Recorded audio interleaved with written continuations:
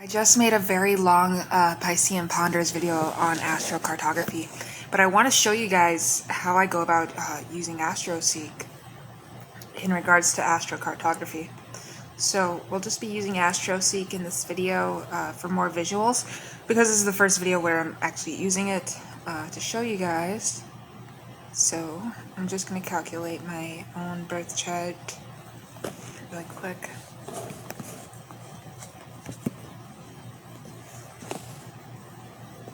And then what happens is, as you can see, we have our Zodeo Mundo. Zodeo is ecliptic projection. Lines correspond 1-1 to relocation chart. Mundo with latitude. Lines correspond to astronomical visibility in local space map azimuth. And then we have all of our planets, or planets and objects, 7 traditional planets. We also have the Ascendant and Midheaven Finder, where we find geopositions, lines with your preferred Ascendant and Midheaven signs. Single planet, Ascendant and Midheaven degrees are displayed for every 15 degrees latitude, longitude. 7 hermetic lots, of course we need those, and Ascendant Midheaven degrees. With relocated Ascendant Midheaven will match the natal lot. Alright.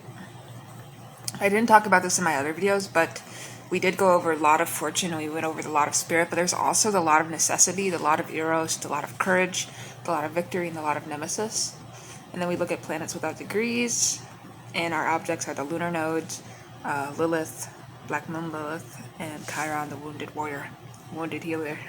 Alright, and we have our Paran lines, where we can choose from Sun all the way to Chiron, and then we choose from our Midheaven, Ascendant, or Midheaven and Ascendant. So we're going to go with Midheaven and Ascendant. And we're just going to say Sun now. We can do planets and objects, really, to show you a greater thing here. And then we'll use our local space map, so I can show you guys this. Look at this. So I know this looks possibly confusing for some of you, but what this is it's beautiful, it's amazing. You can actually map where you belong in this world on a fundamental level. I mean, everywhere is somewhere, right? So what's really funny is, if you're not familiar with the zodiacal symbols, it's time to lock in. It's time to subscribe, like, and comment, because we've talked about this in some other videos. As you can see, we have our Lee lines, which are covered to their own advantage, right? They're embracing their own color. And they're intersecting. I mean, let's look over here, where I can see Jupiter crossing right through New York, Cleveland, all the way to the other side. Moon is crossing through Seattle. The Ascendant is actually right next to the Labrador Sea. This is just based off of the Sun, and I can show you another way we can go about doing this. So that was a local space map. What happens when we use our Zodeo ecliptic projector, it looks different, because we are looking at the aspectary lines from 0 degrees and 180 degrees, conjunctions and oppositions with the relocated ascendant, descendant, and the midheaven and Emuncoli. So on this one, it actually tells us what's going on with all the yellow lines we see, and they're intersecting. So look at this. There we go. We can see that the moon and the sun, like the very first position here, 87 degrees 14 north, directly through, let's see, where's that first line? I'm pretty sure it's the top line or the bottom line. Holy shit, I don't want to come off as I don't know what I'm doing, but yeah, I get what you mean if, you think it looks confusing, and I try to explain it in my other videos. Things will look different. in regards to astrocartography. I mean, depending on the three options you choose from, I mean, this looks vaguely similar, the rising, setting, and culminating lines, except this time I noticed that there's circles on the locations, right? And so now what I'm going to do is just go ahead and do the relocation chart, but I'm going to do all the planets, and then we're just going to go from Jupiter, because Jupiter is the planet of expansion, okay? So we're going to look at it from the midheaven and the ascendant.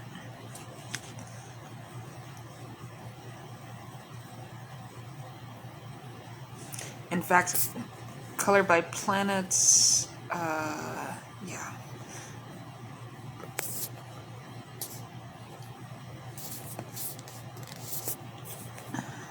Alright. So now you can get a view of exactly where certain lines are crossing, and for example, the ascendant, right? That is right at the bottom, and then it moves around. Alright, so I'm trying to explain this in the best way possible. Let's observe this. I mean, there's pinpoints on our map that are showing us possibly where to relocate based on Jupiter. And once you actually learn how to read this stuff, because it does look a little bit confusing, I wonder if we change it to black.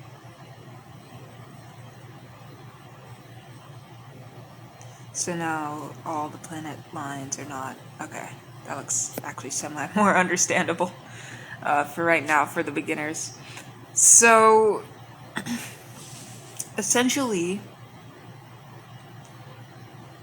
all of these lines are projecting where the native would move to. But what we're trying to do is read it and understand it.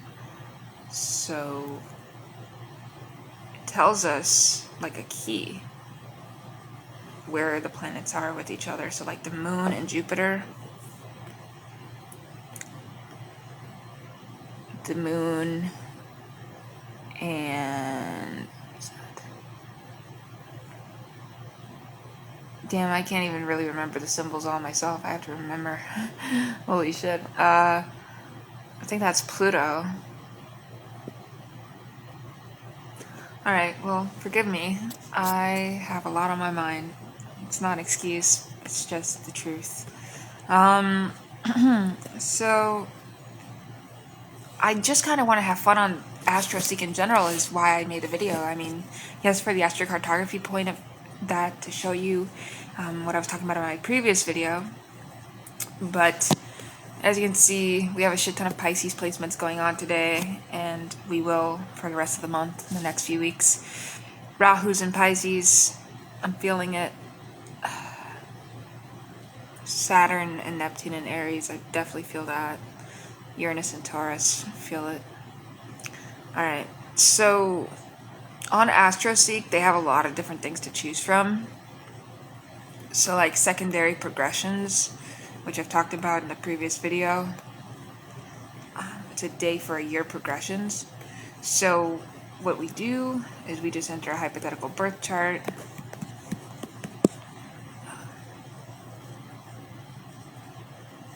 And we'll just say a regular time, who knows. And then we look for the progressions for today. And it would immediately show us that this person at birth was born with the sun in Capricorn at 10 degrees 22, and it progresses into Pisces at 7 degrees 19. Okay? Specifically from the day, January 1st, 1970, until today, February 19th, 2026. And then even look at this, look at the houses and how different they become.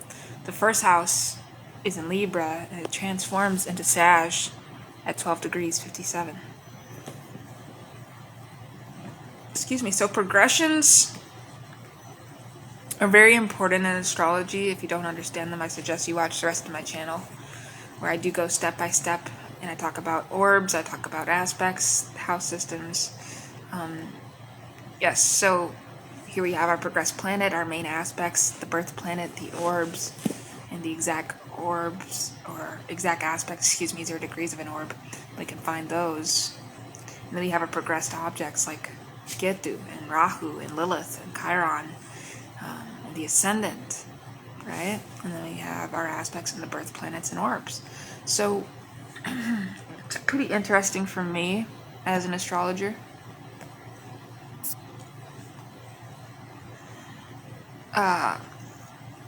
Now let's take a look at a few other things they have. They have ephemeris tables, which is really cool. They have fixed stars tables, which is also really fucking cool. Planetary cycles, awesome. The retrograde tables are awesome. I mean, look at this site. This is all free. This is awesome. Conjunctions at zodiac degrees, Mercury shadow, custom and multi-wheel charts, which is actually really dope. I think we're going to check that out. And then, of course, various events in the natal chart, like Arabic lots, asteroids in the natal chart, which don't get talked about quite at all. Transit conjunctions in the natal chart. So full moons in the natal chart as well. But let's look at all their tools. Like, they have over 200 astrological tools on this website for free. Check it out. It doesn't get enough love. So, real quick, let's see where to take us.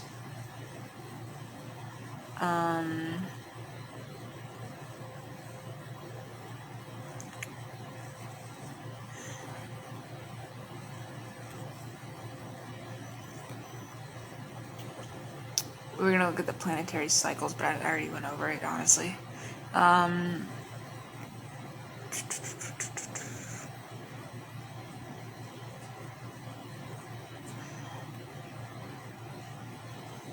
Let's look at these custom wheel charts. That's what I wanted to do.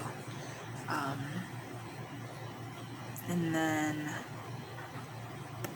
we can get started on some other stuff I have in the background. So let's look at the custom bi-wheel chart really quick.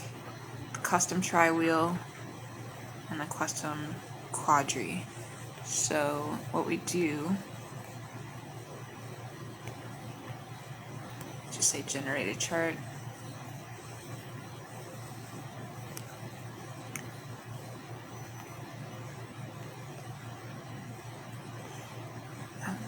And here it is. As we can see, no planets are really moving anywhere else on this chart besides Aries. A lot of planets in Aries. In fact, only 2 are on the cusp of Taurus. And some of them are on the cusp of Pisces. But mainly, we are in an Aries point, because what was calculated, let's take a look when we go back. We are looking at a custom synastry chart, actually. Holy shit. This is a bi-wheel synastry chart. So we did chart A with sun at 0 degrees Aries, moon 0 degrees Aries. Holy shit, I should have definitely checked that. That's funny.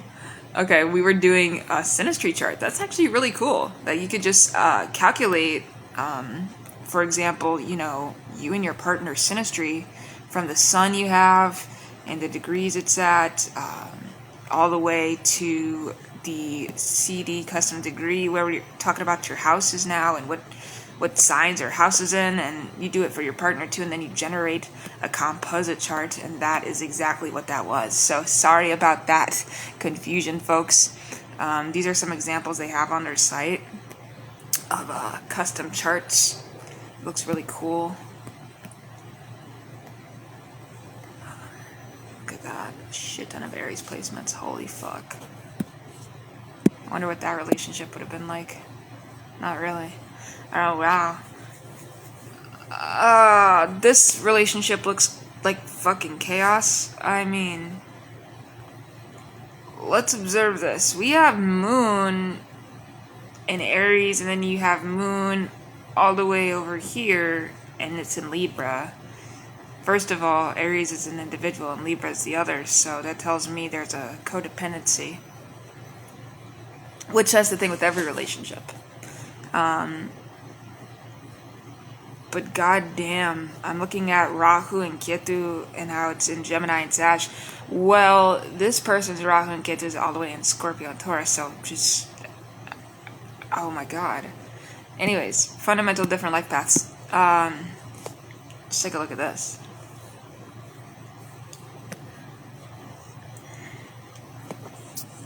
Alright, so what do we see here? The ascendant is in Cancer. Sun is in Leo. Partner's sun is in Taurus. Already off the bat, that synastry is fucked up. Moon in Cancer, ascendant in Cancer versus... where is their partners? I can even see the ascendant for the other persons. I don't know. I was trying to dissect that. It looks like Moon's in Pisces, so Moon in Cancer, Moon in Pisces, that would go well, but Sun in Taurus, Sun in Leo. Fundamentally different characters. Different animals, different breeds. You already saw that. Alright, let's take a look at something else. The tri-wheel ascendant chart calculator. So what is this? We customize planet positions in 3-wheel charts. Oh wow, you can copy and paste planet positions from any AstroSeek chart. Optional manual entry, you can override the planet names and positions up to 10 objects. Holy shit. Wow. Wow. That's really cool. That is fucking awesome.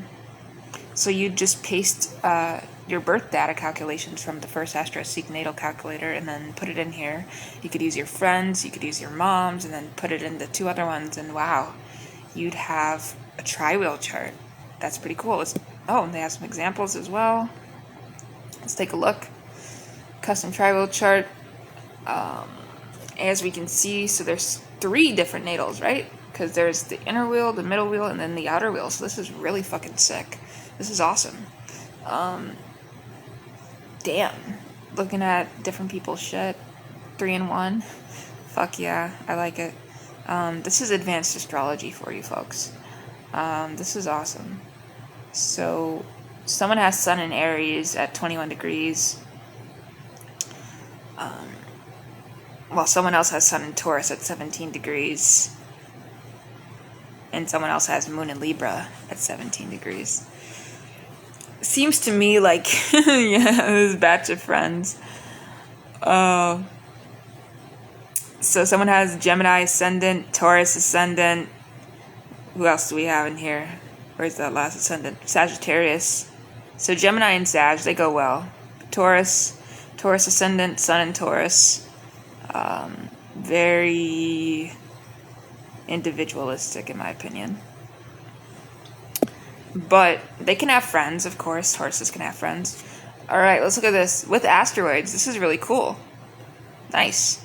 Used asteroids. So, we, again, use our inner wheel, middle wheel, outer wheel with the fixed stars. And we notice that someone has algal. It looks like, hang on a second. Sorry. Someone has Sun in Taurus. Someone has Sun in Aries, the asteroid, and someone has Sun in Libra. But look at these. We can actually see like Spica. That's the star of Libra. I've talked about Algol. I've talked about Sirius. I've talked about Aldebaran. I've talked about Algol series. Eros, Juno, yes. Pallas, Vesta, Regulus. Wow, so this is awesome. I really love it. Let's take a look at the quadri-wheel chart calculator. Customizing planet positions in 4-wheel charts. Awesome, awesome. Look at how sick this is. This is like actually, they have their own way of, making this look good. So we have our inner wheel natal chart. Our middle number 1 wheel is the transit chart. Middle number 2 wheel, solar return, and our outer wheel is the solar return. Holy shit, is this extensive. This is awesome. So I can see in the inner wheel that Sun is in Libra. She has a Capricorn rising.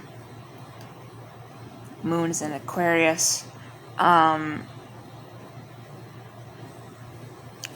we look at that transit chart, because this is where it gets cool as fuck. We can see that the moon in Aquarius is actually going to get affected pretty soon, because that ascendant, it's at 14 degrees, but in the chart it's at 23 degrees, so there's a transit with Aquarius. And then also there's moon in Cancer, 26 degrees, affecting the native. Mars is at 12 degrees Cancer, affecting the native, because where's Mars at? Mars is at 19 degrees Libra. And now we observe the solar return on the outer layer. Look at this. This is awesome as fuck. Sun is in Libra, and this time it's at 4 degrees, even though natally it's at 14. Excuse me, it's at 3 degrees. And then it progresses out to 3 degrees again, but all the way over here, we see Rahu and Ketu making action. That's Ketu at 11 degrees Libra. And where's Rahu? Well, let's see. Rahu shouldn't be very far. There he is. Rahu's in Aries. Alright. So this is a quadri-wheel. And what we would do is copy and paste the planet positions for the inner wheel, and then do it again for the rest of the wheel. And you get to choose from, like, how do you want it to look? Like, planets only, no degrees, house cusp, degrees with minutes.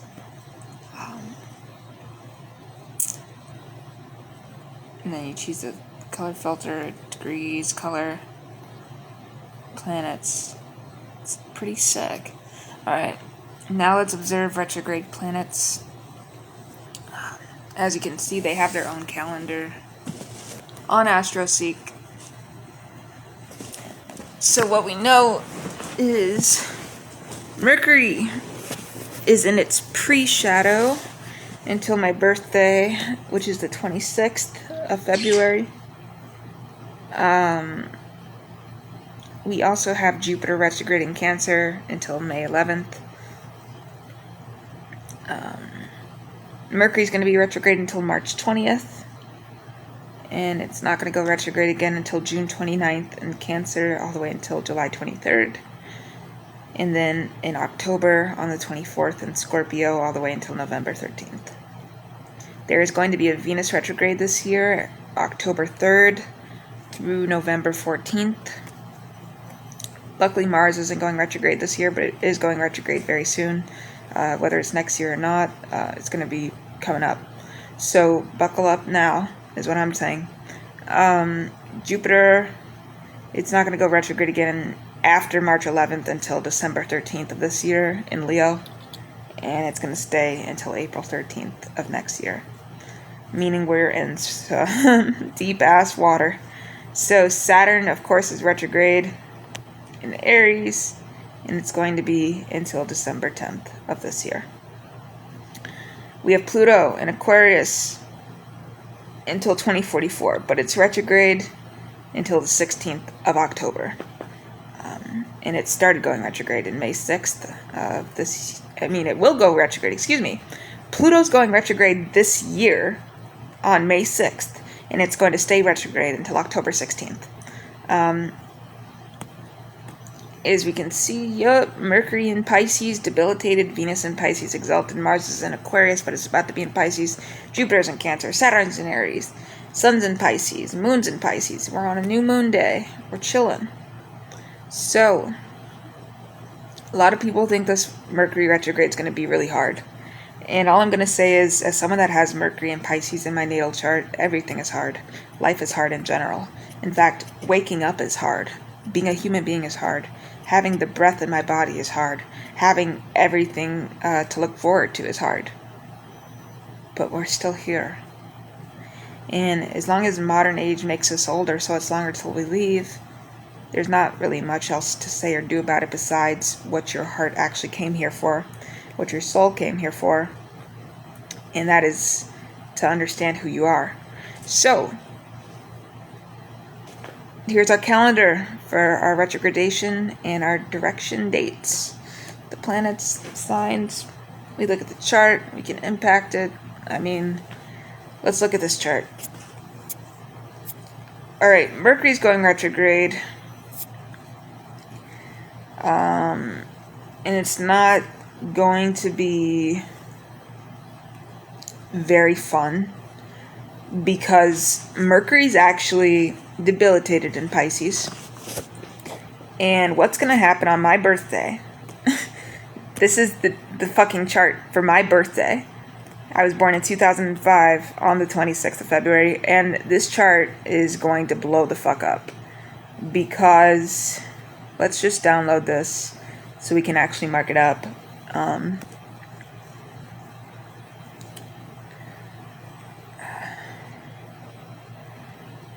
Alright, pretty sure I should be able to open with something. Yeah.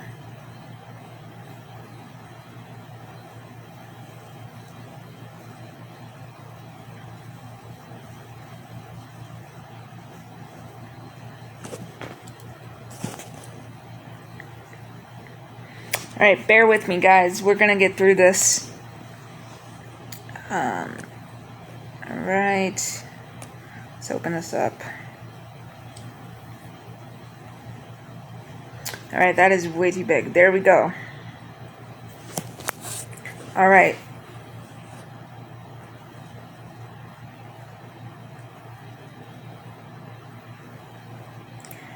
So, this year, Mercury's in Pisces. Venus is in Pisces. Of course, every year we get this, but this retrograde is a little bit different. Alright.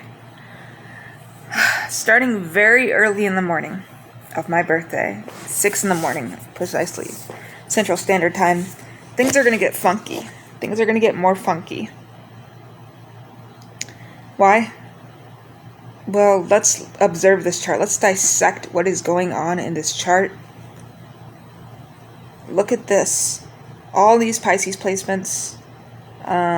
This is going to be recipe for either A, getting drunk as fuck and really regretting it, or doing a lot of spiritual work and meditating and transmuting that addictive voice and the power of erasing dissolution, because we have the sun in Pisces at 7 degrees. We have Rahu in Pisces. We have Venus in Pisces. We have Mercury in Pisces. And Mercury's retrograde. You're gonna wanna disillude yourself, I'm telling you. And then we proceed to have, Pluto and Aquarius over here.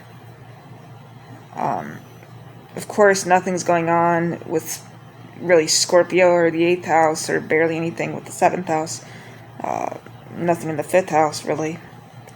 We have more water stuff. That's why I'm saying This is a recipe. This day specifically, as soon as Mercury turns retrograde, is a day for possibly indulging in some addictious behavior, because we have Moon and it's in Cancer, and as you can see we have Jupiter in Cancer, and our vertex is in Libra. I meant to say our part of fortune is in Cancer. There we go. So, we can even look down here and just explain and see it. Sun's in the 12th house in Pisces, and Mercury's retrograde. So, of course, this is actually the time for you to quit substances. I'd beg to differ. So, substance abuse is very real. I've struggled with it for 14 years. Not 14 years. I started smoking at 14. But then we have Moon, and it's in Cancer, and it's in the 4th house. So there's probably going to be some shit about being uncomfortable, well, especially with Mercury retrograde, uncomfy at home. And that could lead to you wanting to act out and do some escapist, acting out. So then we, of course, have Mercury, and it's retrograde in the 1st house of our chart. Venus. Mars is in Aquarius, and it's in the 12th house. Dude, that's another recipe for I want to go crazy. I want to... The thing with Mars... Hang on, let's just explore this entire thing. Mars is in Aquarius. Oops. And it's in the 12th house. What does it mean? It means, for some of us, we want to indulge for innovation. Innovative ideas. Like going on a crack cocaine bender. It happens. Not for me, but for some of us it happens. Let's observe some other stuff going on, because there's just so much happening on my birthday that could actually really affect me that I'm not happy about it, but hey, what are you going to do? Mercury's going retrograde. We can't change that. So, Mercury is making a square on this day.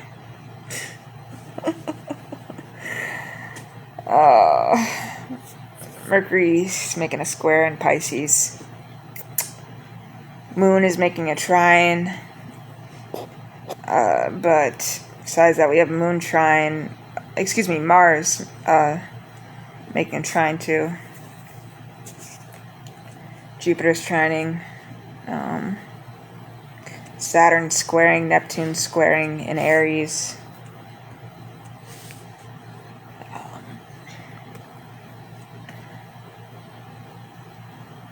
And we have Black Moon, Lilith, and Sag making a square.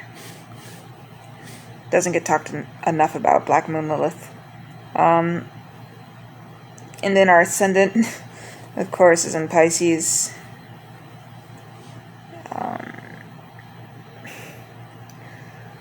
And our midheaven's in Sag. So, the first day of the Mercury retrograde is going to go crazy. It's going to be a lot.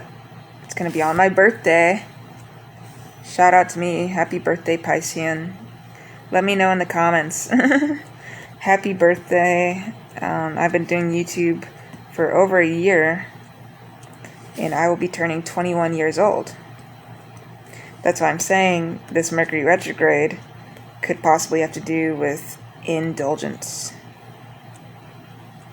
And the thing is, with this Mercury retrograde, we also have Saturn and Neptune and Aries, so indulgence, at the end of the day, you're going to have to ask yourself, are you going to quit or heal? And or heal. I guess it's the best way. Quit and heal. Sorry. Quit and heal. Or keep suffering internally.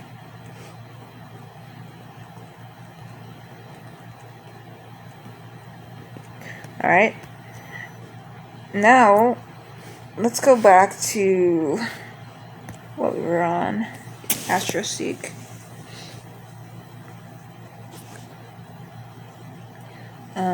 We're going to observe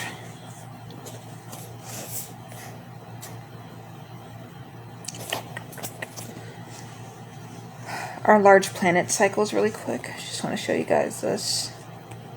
So we sort by, yep, the date of the ascendants. I don't know if they have any planetary, I was going to see if they had any examples. I guess they don't. So let's look at the fixed stars in astrology really quick.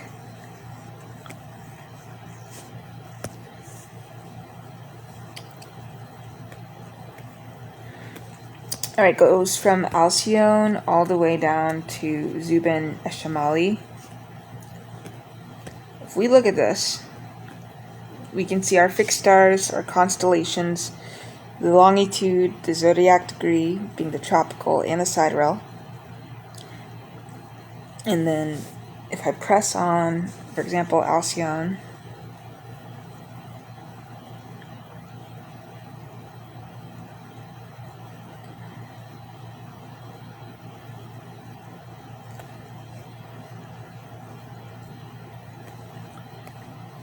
it produces this. It says it's the Pleiades, the fixed star. It tells me the magnitude, the spectral class, the current longitude, the declination. And then I can even see the fixed stars I have in my own natal chart, which I've talked about. And I'd look at the Taurus constellation stars. Okay? And then it even gives us all the way back from the 1800s until 2100. What is going on with Alcyone fixed star? Whether it's in Taurus or now it's actually in Gemini. So that's really cool for me. Just going to take a look at a few other tools, and then I think we'll close this video out. But I'm having a lot of fun finally giving you guys some visuals on AstroSeek.com and showing you guys how I go about using astrology as a beneficial tool to help the future. So here's our ephemeris for February 2026. As you can see, it gives us the date, gives us our sun all the way through the moon and Mercury and Venus and Mars and Jupiter and Saturn and Neptune and Uranus and so forth. And we can just see the chart for that day too. So like on my birthday, when Mercury's going retrograde and everything's going a little bit cuckoo, because we have a shit ton of Pisces placements and Mercury debilitated. But let's just look at the chart really quick, the ephemeris. Moon's going to be in Gemini. You're going to want to say some good stuff. But with Mercury being debilitated in Pisces, stationary retrograde, it better be, that's the thing. You can't really be logical with Mercury and Pisces. I mean, you can try your hardest, but at the end of the day, nobody's really going to understand you because you don't make sense in their own way of you supposedly needing to make sense. So, this is our ephemeris. We just went over this, alright? And then we do that again for any other charts, like the 27th. We can look and see what's happening immediately on the second day of Mercury retrograde. Sun's in Pisces, Moon's in Cancer. Mercury's obviously retrograde. And then we have Ascendant in Libra. Wanting to get along with people and diplomatic, but again, with Mercury and Pisces, it's just a matter of time before someone tells you, hang on, your ideas are stupid or something, and then you have to be like, actually, no, fuck you. I'm my own individual, and whatever you say is bullshit. So, anyways, I can show us the aspect tables as well. Our positions, our dominance, custom graphics, and shape. I mean, fuck's sake, look at this. Pisces is going to be really highlighted as an individual in these next few weeks, including myself, because I have a Pisces 11th house stellium. This shit is about to get lit up really quick. And I'm actually wanting to show you guys Mercury retrograde in the natal houses. I'm going to see if AstroSeek can help us with that. So, yep, the impact on the natal chart, here we go.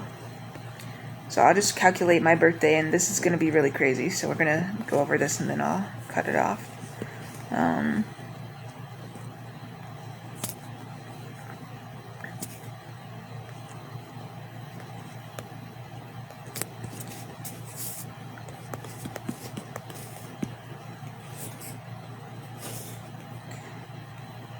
All right.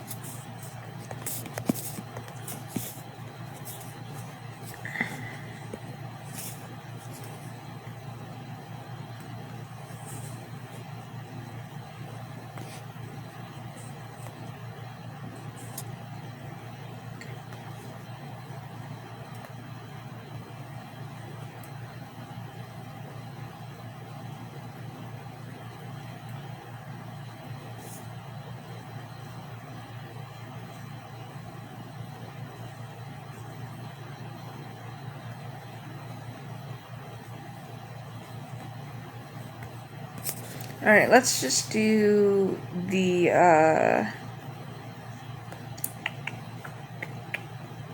was going to say whole sign, because technically that's more accurate in my opinion. But we could also do the planets that were rising on the ascendant. So for me it was a sunrise chart, and we can look at Sun through Pluto, modern. Now let's observe this, because boy, oh boy, am I in for a treat. Alright, as you can see, right in front of us, on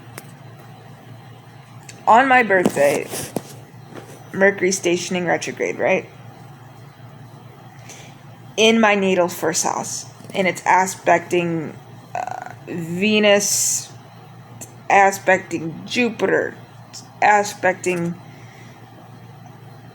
Black Moon Lilith. I mean, we can observe, let me see. This is the impact chart. And then they have the transit chart. But this is crazy. This year's going to be pretty wild for me.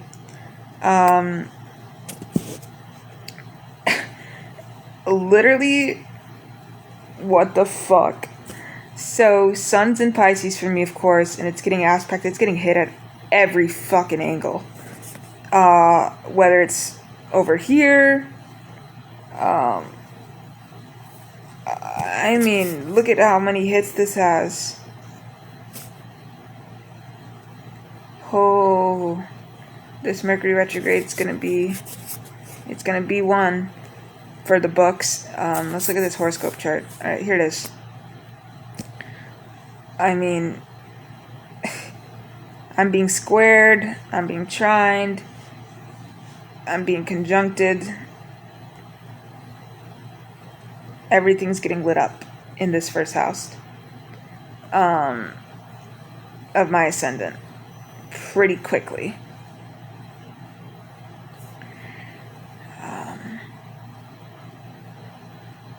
And then, I mean, I gotta watch out too, because when I look at these houses, my 8th house is getting lit up with Libra shit.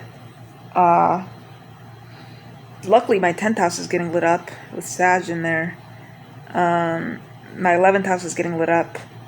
The 12th house is really getting lit up. And my first house is getting lit up. So, it's going to be a time for me to really take control of my own life. And that's my plan. That's my goal.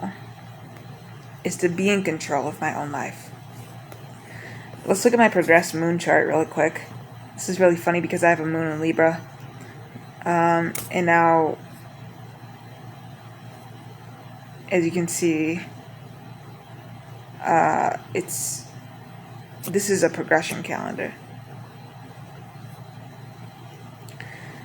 So there's also full and new moons, which is really awesome. But yeah, this retrograde, holy shit. And then we look at, like, the impact chart for when it stations direct.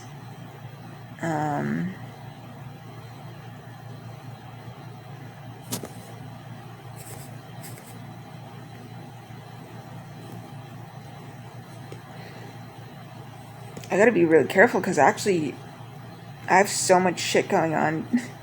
With my first house specifically, it looks like pretty much all year I'm gonna be going through first house shit.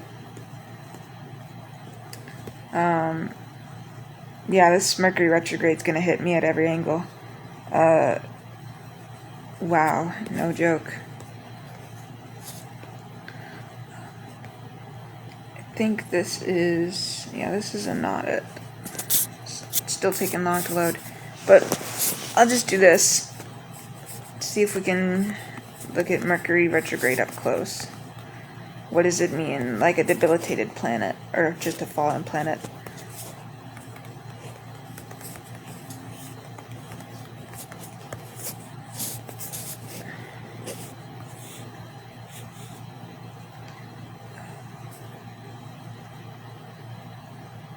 I guess I'm not sure the best planet of a debilitated Mercury.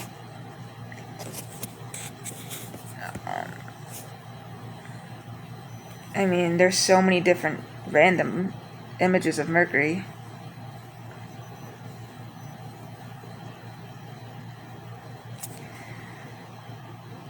Alright, I will end this video here. With peace and love, subscribe, like, and comment. I love astrology, and I love my audience. Thank you for everything, and we will see you in the next one talking more astrology.